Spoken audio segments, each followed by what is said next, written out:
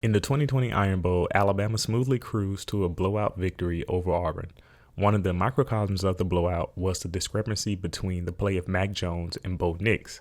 Mac Jones, with his 11.6 yards per attempt, was superb, while Bo Nix, with his 5.9 yards per attempt, was quite ineffective.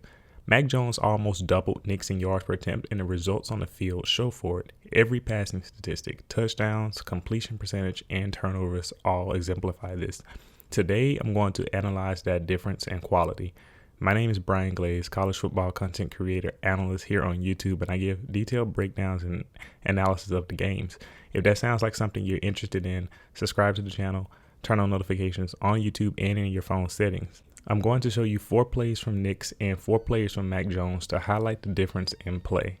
The format will be 1 Bo Nix play followed by 1 Mac Jones play until I finish, 8 plays overall. Then you can let me know your thoughts. Before I do that, I ask you to join me on Scene. It's an app that allows us to have a live chat, watch, and analysis party while the games are going on. It's easier to use than Discord. There is no algorithm like Twitter or similar social media platforms, so you specifically access the channel you want to chat in with no other pop-ups or recommended. Download the app on the Play Store or the App Store and use my personal hashtag in the description below. With that said, here are the plays. It's the second quarter, 1 minute, 23 seconds left in the half. Nix is in the shotgun, the running back is set right. They have 4 wide, 2 receivers at the top, 2 receivers at the bottom. Alabama is playing a nickel defense, pattern match zone here. You can tell because the 2 inside receivers have defenders who aren't lined up over them. Also, at the snap, you have Christian Harris, who is positioned near Eli Stove, and he isn't trailing him in close coverage, but rather dropping back at an angle while watching the eyes of Bo Nix. Malachi Moore is doing something similar with his inside receiver at the top of the screen. This play is simple, but it shows Nix being confident and decisive. He sees the matchup of Stove running against a linebacker and zips it out there on the break. There is no hesitation, and it equals a quick 5-yard gain. And so that's the end of that play, and it's just something simple and easy. But now I'm going to show you a Mac Jones play. So it's the second quarter. It's 14 minutes and 9 seconds left. First and goal. Alabama's in 12 personnel, pistol formation, both tight ends on the right side. John Mechie is the close right wide receiver, and Auburn with 5 people on the line of scrimmage to combat the 12 personnel set, which is 1 running back, 2 tight ends. This is well designed from Sark because it frees up room in the back half of the defense and consequently the end zone. This is a play action pass with a very convincing blocking scheme that moves to the left with aggressive blocks. 9 out of 11 defenders shift and move to the left as a result. This leaves John Mechie with his 1v1 with the corner, DB number 23, who is playing outside leverage man coverage on him, and Mechie eats it up. He pops off the line of scrimmage, giving the look that he is moving to the outside on a route, but he quickly cuts back inside and upfield to create instant separation and accelerates past the safety who was inside of him. Mac Jones throws a beautiful touch pass that sails over the head of the defenders and over the shoulder of Mechie. It's in stride and out of the reach of the defenders. John Mechie doesn't have to jump, contort, or wait on this pass. It's extremely difficult to throw it any better than that here, especially in the red zone where space is limited and you have a limited amount of space in front of you, so you have to put that ball right where it has to be. And so you saw 2 short passes, one from Mac Jones, one from Bo Nix, and you see Max is of higher quality. Now we're going to go on to another Bo Nix play. So it's the second quarter and it's less than a minute before the half. It's 3rd and 2. Auburn's in the same offensive formation except the running back is set left and the receivers have switched roles a bit. Alabama is running a 3-2-6 dime personnel on defense here. It's a zone defense as well. The crazy thing is that Alabama got home with the 3 rushing linemen. So Fedarian Mathis and Will Anderson forced Nix backwards. Nix does a weird contortion while falling away to zip a ball to Seth Williams up the right sideline. You can tell Nix has solid arm talent as that ball gets to Williams before Wright could impact the play. Even though Nix is falling away running backwards, that type of confidence and improvisation can make some plays. And Nix has shown that ability to kind of play that backyard football, make some plays happen, almost Johnny Manziel. Like, I remember when I first saw him play, I kind of made that comment and people were like, Johnny Manziel, like, you're crazy. And I wasn't saying he was just like him, but he kind of does some things like that remind me of him. And it's these type of improvising, kind of running around, make some crazy stuff happen type plays that Bo Nix will do. But something that you have to get under control because it doesn't have success all the time. With that said, we're actually going to go on to the Mac Jones play. So here we have the second quarter, 6 minutes and 32 seconds left before the half. It's the shotgun. Najee set right, 12 personnel, both tight ends on the left side. Auburn starts out with 5 on the line, but they bring up 6 once Devontae Smith motions inside right of Najee as if he's on the screenplay. All 6 come on the rush versus the 6 blockers. The pass rush is fairly effective, actually, as the tight end and the pulling left guard are pushed upfield by speed rushes, and the interior doesn't get a big push. Mac does something subtle, yet very crafty and effective here. Notice how he moves up into the pocket with a couple of small feet shuffles forward while continuing to look at his route progressions. He then hitches forward a couple of more times to match his timing with his intended target while prepping to throw. Those hitches forward also move him out of the range of the defender that Leatherwood was blocking. Now, before I get to the pass, let's talk about this play design. Remember that I told you that Devontae Smith motioned in on a wide receiver screen type look. The defensive back number 14 leaves the middle of the field to come defend that route in the backfield. Also notice that John Mechie running a deeper post route upfield that carries the DB with him. Also, Najee Harris is running a quick out route to the flat, which gives the linebacker covering him in the middle of the field down. That brings the linebacker down. What does all of this do? It leaves the middle of the field open. The tight end number 19, Jaleel Billingsley, is running an intermediate crossing route right there as everyone is cleared out versus man coverage. Mac Jones delivers a nice ball here to Billingsley. It has good touch on it and it allows him to run in stride to catch this ball. It's more in front of the tight end, which is really good, although I think it's thrown a bit short as evidenced by the tight end having to reach back in front of him. But the ball cleared enough distance for this to be an in-stride catch that leads to a touchdown. It's hard to throw this ball any better than Mac Jones did. And what I wanted to highlight by putting these two plays together is that you see that Nix has some natural talent and he can improv and make some plays happen, kind of get some movement around and make a play.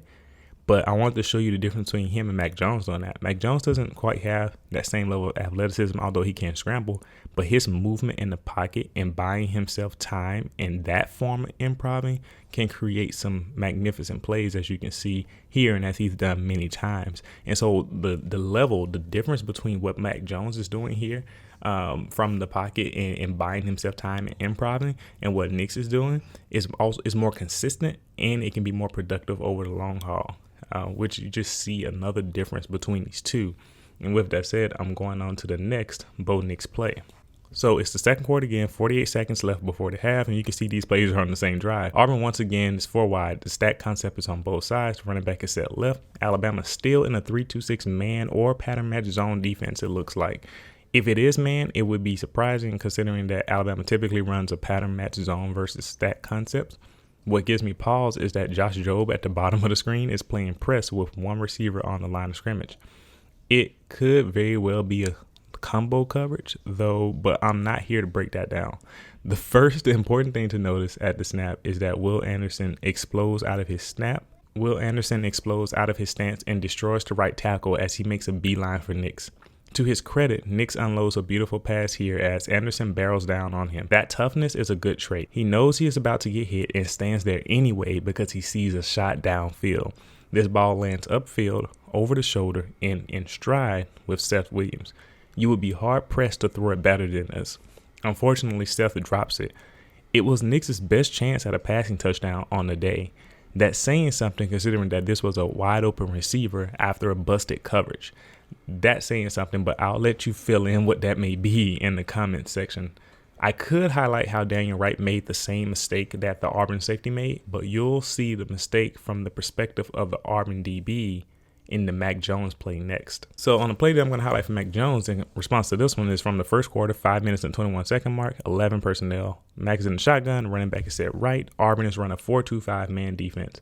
Auburn is actually playing off man coverage on the two top receivers here with the safety over the top. The result of this play should not have happened if played correctly. Mac Jones and Devontae Smith were quite crafty here. Devontae Smith is basically running a seam route or a skinny post route here, which should be easily defended by the nickelback playing outside leverage, man coverage, and the safety playing over the top on inside leverage. Watch the move Devontae Smith makes and the pump fake that Mac Jones gives at the same time. 8 yards upfield into the route, Devontae gives an inside move feint that causes the nickelback blitz covering him to slow down and react to it.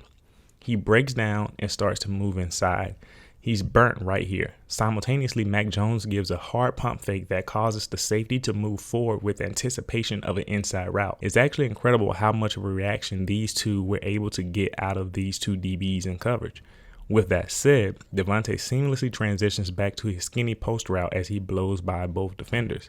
Mac is unloading as this happens, and as you can see, he hits Devontae Smith over the shoulder in stride upfield. That's a beautifully executed play for a 66-yard touchdown.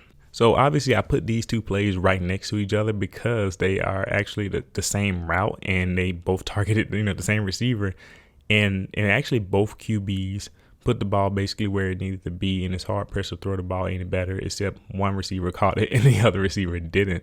But one of the reasons why I wanted to show this is that even though you can see that, Bo Nix can do these type of things, the one I showed you from Bo Nix is really like the only pass that he made like that all day. And that he rarely made on the season, whereas Mac Jones does this consistently, and I can probably point out throw after throw where it's just kind of showing this consistently over time. And as I said, the fact that Bo Nix's best chance to score a touchdown or make this type of play came on a busted cover is really, really interesting. But with that said, we're going to go on to the next set of plays, and we're going to go to Bo Nix's. It's the second quarter, 41 seconds left before the half. Auburn is in the same formation as the previous play, and Alabama is in the same defense, although more clearly a zone this time. Alabama is trying to protect from a deep shot here, so Auburn calls a play with that in mind. Alabama has 3 safeties over the top in the corners, and the linebackers playing zones intermediately. That leaves a pocket behind the linebackers and corners and in front of the safeties. Auburn's wide receivers at the top of the screen run something akin to a smash concept. They have a receiver run a high route or corner route, and the other receiver runs a low route, just an out route. The goal is to create more space for the high route and force the corner in zone to make a decision on whether to cover high or low. Surtain played the middle ground a bit, but stuck closer to the low route, so Nix went high. Notice that Nix starts throwing this before his receiver even breaks out toward the outside, which I love to see that. That's really good. That's every quarterback you want to see do that. That's what I like to see from a QB. You need confidence and a good sense of timing for this. If he is late, the safety or Surtain will make a play on this ball. With this timing, the receiver catches the ball before Daniel Wright can even get a hand on him. Great timing. I would like to see the ball out in front of the receiver though. The receiver had to turn back to the ball and catch it in the body area, which isn't ideal, but it's a good play overall. And with that said, I'm now going to show you a Mac Jones equivalent. So it's the fourth quarter, 13 minutes and 36 seconds left in the game. 3rd and 13, 11 personnel, 1 running back, 1 tight end. It's the shotgun formation, and the running back is set to the left. This is a trips formation for the wide receivers at the top of the screen, and the tight end is in line to the left. Auburn, of course, is running a nickel defense that has a 4-2-5 personnel, although one of the linebackers is lined up over the right A gap. The DBs are playing off-man coverage, of course. At the snap, the other linebackers blitz the left A gap, so this is a 7-man pressure. It's a bold call on 3rd and 13, and this is technically more rushers than blockers because although Najee checks for a block, he ultimately leaks out of the backfield. There's no pressure on Mac Jones on this play as the offensive line does a fantastic job. John Mechie makes quick work of the defensive back number 13.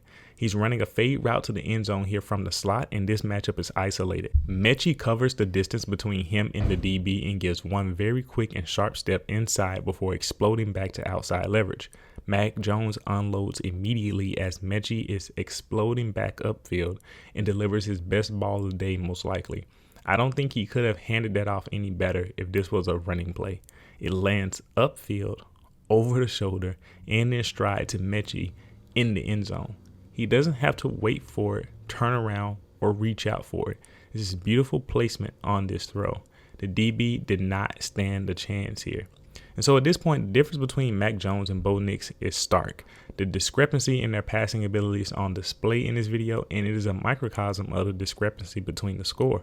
Just about everything that Bo Nix can do, Mac Jones does better. If Bo Nix's best chance to make a splash passing play was on a mistake by Alabama's defense, I think that tells us about his current status.